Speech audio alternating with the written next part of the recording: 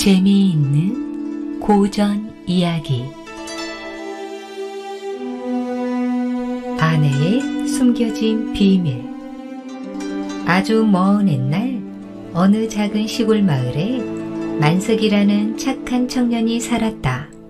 만석이는 야산 입구에 있는 작은 초가집에서 홀로 지내고 있었다.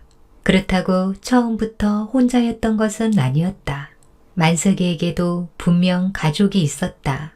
만석이가 아주 어렸을 적 부모님은 산에 약초를 캐러 다녔는데 불행하게도 산짐승에게 잡혀 목숨을 잃고 말았다. 그 후로는 할머니와 함께 살았으나 만석이가 10살 무렵에 할머니마저 세상을 떠나고 말았다. 어린 만석이는 그때부터 스스로 자라야만 했다. 다행히 이웃들이 곡식이나 음식을 조금씩 나눠주고 만석아, 힘들면 언제든지 말하거라 하며 소소한 일거리도 챙겨주었다. 덕분에 외로운 와중에도 겨우겨우 살아갈 수 있었다. 만석이가 12살 되던 해였다. 그날도 만석이는 제 몸보다 더 큰 나무쯤을 지고 산에서 비틀거리며 내려오고 있었다. 땀이 등허리를 타고 줄줄 흘렀다. 숨을 몰아쉬며 조금만 더 가자. 당산나무 아래에 이르자 더는 못 버티고 나무쯤을 내려놓았다. 그곳에는 이미 어떤 선비가 앉아 쉬고 있었다. 선비는 만석이를 보자 곧장 말을 건넸다. 얘야, 물 한 모금 마시겠느냐? 만석이는 고개를 번쩍 들었다. 정말이요? 예, 감사합니다. 선비는 표주박으로 된 물병을 건네며 웃었다. 허허, 나이도 어린데 어찌 그리 큰 짐을 지고 다니느냐? 보고만 있어도 가슴이 철렁한다. 만석이는 물을 들이키며 연신 고개를 숙였다. 어르신 괜찮습니다. 조심히 내려가면 됩니다. 내 말이 그렇지. 저렇게 무리하다간 큰일 나는 법이야. 혹여 넘어지면 어쩔 셈이냐. 선비의 말투는 나무람 같기도 하고 걱정 같기도 했다. 그러자 만석이는 고개를 숙이며 대답했다. 걱정해 주셔서 고맙습니다. 조금만 더 하면 됩니다. 선비는 잠시 만석이를 바라보다가 눈빛이 달라졌다. 가만, 아무래도 내 사정이 있는 모양이구나. 내 나이는 몇 살이고 부모님은 어디 계시느냐? 만석이의 표정이 순간 어두워졌다. 저는 12살이고 두 분 다 돌아가셨습니다. 그렇다면 지금은 누구와 함께 사느냐? 혼자 삽니다. 예전에는 할머니와 살았는데 할머니도 몇 해 전에 돌아가셨습니다. 뭐라, 겨우 12살짜리 아이가 혼자 산단 말이냐? 예, 그래도 이웃 어른들이 많이 도와주셔서 잘 살고 있습니다. 선비는 깊은 한숨을 내쉬었다. 아이고, 기특하기도 하구나. 나는 옆마을에서 서당을 하는 훈장이란다. 언제든 좋으니 서당으로 글을 배우러 나오너라. 학비는 받지 않겠다. 그러니 걱정 말거라. 만석이의 눈이 동그래졌다. 제가 글을 배울 수 있단 말씀이십니까? 그렇지. 정말 감사합니다. 훈장님, 꼭 배우러 가겠습니다. 그 뒤로 만석이는 서당에서 글을 배우기 시작했다. 고생은 여전했지만 배움을 얻을 수 있다는 기쁨에 마음은 날마다 더 밝아졌다. 세월이 흘러 만석이는 마을에서 누구보다 부지런하고 착한 청년으로 자라났다. 혼자 밭을 매는 할머니가 있으면 할머니, 제가 도와드리겠습니다 하며 호미를 잡았다. 비록 가진 것은 없었으나 이웃들에게 받은 은혜를 되갚으려는 마음은 누구보다 컸다. 어느 날이었다. 만석이는 여느 때처럼 나무를 하고 산 아래로 내려가고 있었다. 그런데 숲속 바위에 한 낯선 여인이 걸터 앉아 고개를 푹 숙이고 있었다. 모르는 여인인데 그냥 지나가야 하나? 그는 슬그머니 발걸음을 옮기려고 했으나 갑자기 여인이 고개를 번쩍 들어 그를 불렀다. 도련님! 저 좀 도와주십시오. 예? 저요? 제가 다리를 다쳐서 산 아래까지 조금만 부축해 주실 수 없으신가요?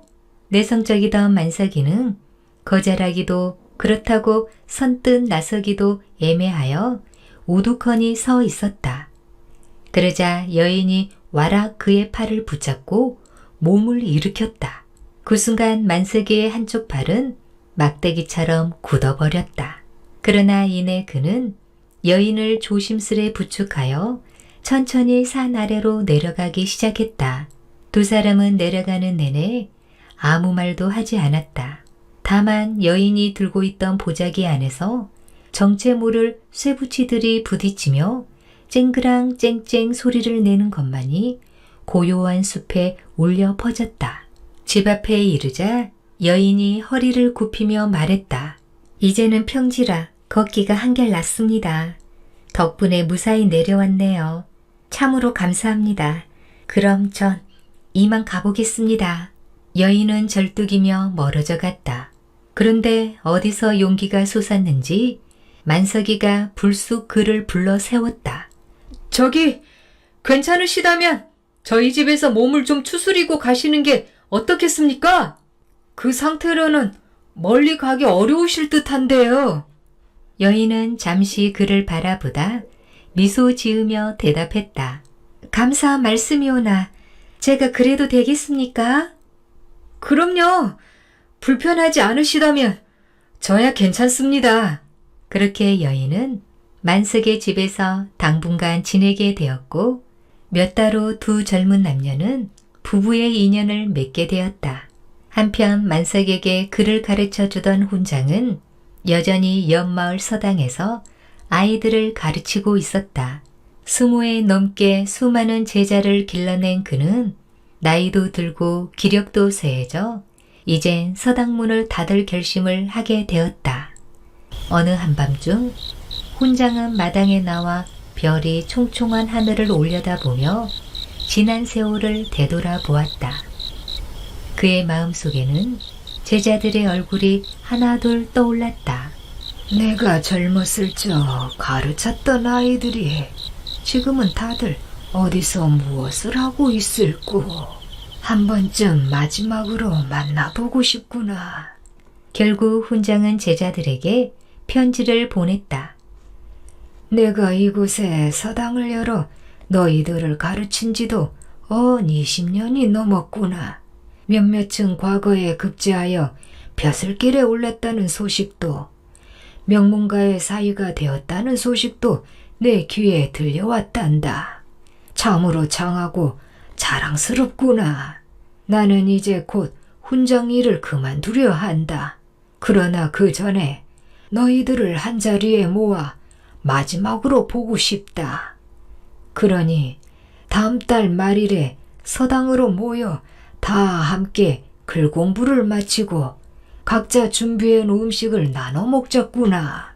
훈장은 제자들과의 마지막 인연을 따뜻하게 마무리하고 싶어 했다. 편지를 받은 제자들은 거의 20명 남짓 되었는데 그 중에는 만석이도 있었다. 만석은 산속에서 우연히 여인을 만나 혼인까지 하였으나 여전히 가난에서 벗어나지 못했다. 그의 집 밥상에는 흰 쌀밥 대신 나물을 넣어 멀겋게 끓인 나물갱죽이 오르기 일쑤였다. 방 안에 앉아있던 만석은 크게 한숨을 쉬며 근심 어린 얼굴을 하고 있었다. 그때 아내가 정심으로 나물갱죽을 내왔으나 그는 벽에 기대어 앉아 그저 바라보기만 하고 먹을 생각을 하지 않았다. 어째 정심을 드시지 않으십니까? 무슨 걱정이라도 있으신지요? 예전에 내게 글을 가르쳐 주신 훈장님께서 제자들을 보고 싶다 하시며 오라 하셨소. 그런데 문제는 음식을 장만해서 가야 하는데 우리 살림이 이 모양이니 어찌해야 할지 모르겠소. 나물갱죽을 끓여 갈 수도 없고. 근심할 일이 뭐 있습니까? 그저 우리 먹는 대로 해다 드리면 되지요. 없는 걸 어쩌겠어요. 도둑질을 해 갈 수는 없는 일 아닙니까? 아내는 태연히 웃으며 말했지만 만석이는 여전히 근심을 떨쳐내지 못했다. 그러자 아내가 다시 입을 열었다. 네, 어찌 해볼 테니 걱정 마시고 일단 점심이나 드시지요. 그제야 만석은 밥상 앞으로 와서 나물 갱죽을 들었다. 시간은 흘러 서당에 가야 할 날이 다가왔다. 만석은 속으로 아내가 뭐라도 음식을 마련했겠지 생각했는데 웬일인지 부엌에도 가지 않고 아무것도 하지 않는 곳이었다. 다시 걱정이 밀려오던 차에 아내가 자리에서 일어나 부엌으로 향했다. 잠시 후 부엌 구석에서 낡은 작은 노쇠솥, 그러니까 새옹을 꺼내더니 뽀얗게 빛이 나도록 정성스레 닦았다. 그리고는 뚜껑을 덮고 방 윗목에 두었다. 만숙은 그저 갸우뚱하며 바라보았지만 걱정하지 말라던 아내의 말을 믿기로 했다. 이윽고 떠날 시간이 되었다. 아내는 보자기에 싼 새옹을 들고 나와 만석에게 건네주었다. 아니, 이거 당신이 나랑 처음 만났을 때 가져왔던 것 아니오? 맞습니다. 그런데 이걸 가지고 가면 된단 말이오? 네, 저를 믿고 잘 가지고 가세요. 만석은 그 안에 무엇이 들어있는지도 모른 채 고개를 갸웃거렸다. 혹여 음식이 흘러내릴까 조심스레 안고서 서당으로 향했다. 서당에 도착하니 이미 많은 제자들이 모여 있었다. 장상하여 체면도 있고 살림이 넉넉한 이들은 저마다 풍성한 음식을 들고 와 자리를 차지하고 있었다. 그런데 만석이 들고 온 보자기를 본 이들이 수군거리기 시작했다. 아니, 사람 수가 몇인데 새옹 하나만 덜렁 들고 오냐? 그러게 말이야. 아무리 가난해도 그렇지 한 숟가락씩이라도 돌아갈 만큼은 있어야 할 거 아니야? 그 말들이 들려왔으나 만석은 그저 아내를 믿으며 못 들은 채 하고 자리에 앉았다. 글 공부 시간이 끝나고 드디어 음식을 나눠 먹을 때가 되었다. 만석은 새옹을 훈장 앞에 올려놓으며 고개를 숙였다. 선생님, 변변치 않은 음식이지만 한번 드셔보시지요. 보자기를 풀고 뚜껑을 열자 그 안에는 나물 갱죽이 담겨 있었다. 훈장은 순간 다른 제자들이 가져온 진수성찬에 비해 너무나 초라한 음식이라는 생각이 스쳤다. 게다가 많은 사람이 맛이라도 보려면 턱없이 부족한 양이었다. 그래서 그저 맛만 보고 넘기려는 마음으로 숟가락을 들었다. 그런데 너무 맛이 있었다. 맛만 보려던 훈장은 그만 새옹 안의 음식을 다 먹어버리고 말았다. 배부르게 실컷 먹은 뒤 새옹을 상위에 내려놓으며 말했다. 만석아, 맛이 아주 기가 막히구나. 훌륭하다, 훌륭해. 내 덕분에 잘 먹었다. 그런데 이거 참, 너무 맛이 좋아서 내가 다 먹어버렸구나. 이것 좀 봐라. 훈장이 새옹안을 들여다보았다. 분명 싹 비웠을 터였는데 다시 음식이 가득 차 있는 게 아닌가. 아니 이럴 수가. 훈장이 깜짝 놀라 만석을 불러 보여주었다. 만석아, 이것은 그저 평범한 새옹이 아니었구나. 신비한 소치라니 참으로 놀랍다. 나는 이미 배부르니 너희들도 어서 가져다 맛을 보아라.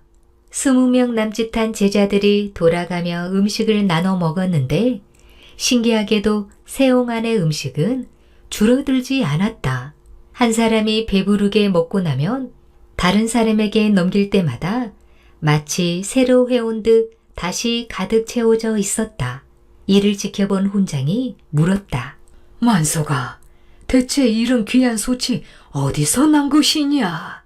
저의 아내가 가지고 있던 겁니다. 오호, 이제 보니 내가 장가를 제일 잘 들었구나. 훈장도 제자들도 모두 새옹의 신비로움에 감탄했다. 모두가 배불리 먹었고 음식 맛을 칭찬하는 소리가 끊이지 않았다. 그 무리 가운데 갑수라는 제자가 있었다. 그는 이 고을에서 가장 부자인 권대감 집안의 외아들이었는데 성품이 심술스럽고 질투가 많았다. 게으르고 공부에도 뜻이 없어 과거에 응시할 때마다 낙방했으며 무언가 마음에 들면 반드시 빼앗아야 직성이 풀렸다. 남이 자기보다 칭찬받는 것을 무엇보다 싫어했다. 그는 속으로 이를 갈았다. 저 지질이 가난한 만석의 놈이 나보다 장가를 잘 들었다고? 말도 안 되는 일이지. 저놈의 아내가 얼마나 잘났기에. 그래, 직접 가서 봐야겠다. 그리고 저 세용도 내 손에 들어와야겠다. 다음날 해가 저물 무렵 갑수는 만석의 집으로 발걸음을 옮겼다. 집에 가려면 작은 개울 하나를 건너야 했는데 개울을 건넌 그는 눈앞의 광경에 깜짝 놀라고 말았다. 분명 자신이 알기로 만석의 집은 다 쓰러져가는 초라한 흉가였는데 가까이 다가가 보니 담장은 귀화로 반듯하게 둘러져 있고 그 안에는 자기 집보다 훨씬 좋은 기와집이 버티고 있는 것이었다. 뭐야? 내 눈이 잘못된 건가? 내가 잘못 본 건가? 갑수는 의심스러웠으나 일단 마음속에 접어두고 담장 너머를 살펴보았다. 등잔불 곁에서 바느질을 하고 있는 한 여인의 모습이 보였는데 그 자태가 꽃처럼 곱고 단아하여 눈을 뗄 수가 없었다.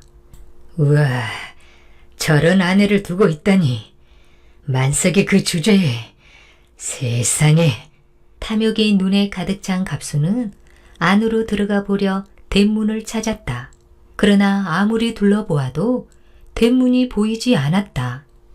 대문을 찾아 담장 주위를 뱅뱅 돌던 갑수는 이상하게도 대문을 찾을 수 없자 그냥 담을 넘어가기로 했다. 그런데 그런 마음을 먹는 순간 이럴 수가? 담벼락의 높이가 저절로 높아지는 것이었다. 갑수는 밤새도록 집 안으로 들어갈 방법을 찾아 헤맸지만 결국 날이 새고 말았다. 그제서야 갑수는 어쩔 수 없이 포기하고 자기 집으로 돌아갔다. 그런데 집에 돌아와서도 어리둥절하고 멍한 것이 마치 귀신에 홀린 듯했다. 거참 희한한 일이구나. 내일은 해가 멀쩡히 떠 있을 때 그 망할 놈의 만석이 집에 다시 찾아가 봐야겠다. 갑수는 점심밥을 먹고 낮잠을 한숨 잔 뒤 다시 만석이네 집으로 갔다. 개울을 건너기 전에 보니 만석이네 집은 귀화 담장이 없고 달랑 초가집 한 채가 보였다. 바로 갑수가 기억하던 그 집이었다. 그런데 개울을 건너니 또 어제처럼 만석이네 집은 단단한 기와 담장에 둘러싸인 기와집으로 변해 있었다. 담너머로 보니 아름다운 여인이 오늘도 바느질을 하고 있었다. 집 안으로 들어가려 했으나 이번에도 대문은 보이지 않았다. 담을 넘어보려 했더니 담은 어느새 지붕 꼭대기까지 높아져 있었다. 갑수는 어떻게든 집 안으로 들어가려 했으나 해가 지고 밤이 새도록 주위를 돌아다니기만 했다. 결국 또 날이 새고 말았다. 또다시 갑수는 얻은 거 하나 없이 자기 집으로 돌아갈 수밖에 없었다. 개울 너머로 돌아보니 만석이네 집은 다시 초라한 초가집으로 변해 있었다. 아니 만석이 이놈! 도대체 뭔 조화를 부리는 거지? 아무튼 기다려라. 무슨 수를 쓰든 그 여인을 꼭 만나 내 것으로 만들고야 말겠다. 다음 날이 되었다. 갑수는 거듭된 실패에도 포기하지 않고 또 만석이네 집을 찾아갔다. 이번에도 아름다운 여인은 바느질을 하고 있었다. 갑수가 담벼락 주위를 빙빙 돌며 들어갈 길을 찾는데 오늘은 어쩐 일인지 대문이 열려있는 것이었다. 갑수는 얼른 그 문 안으로 들어갔다. 마당에 들어서니 그토록 만나고 싶었던 바느질하던 여인이 그를 반갑게 맞이하였다. 어서 오십시오. 그동안 참 고생이 많으셨습니다. 이쪽으로 들어오시지요. 여인은 갑수를 방으로 안내했다. 따라가 보니 방 안에는 먹음직스러운 음식과 술이 차려져 있었다. 여인은 술 한 잔 따라주며 다정한 눈빛을 보내고 말했다. 아무래도 당신과 나는 평생을 함께할 연분인 듯합니다. 만석이 그 사람은 그저 잠시일 뿐이지요. 일단 저와 함께 재미나게 즐기시고 오늘 저녁에 저와 함께 천상으로 올라가 영원히 함께 사는 것이 어떠신지요? 갑수는 눈앞에 아름다운 여인이 애교 섞인 목소리로 평생의 인연을 말하니 그저 꿈인지 생신인지 알 수 없었다.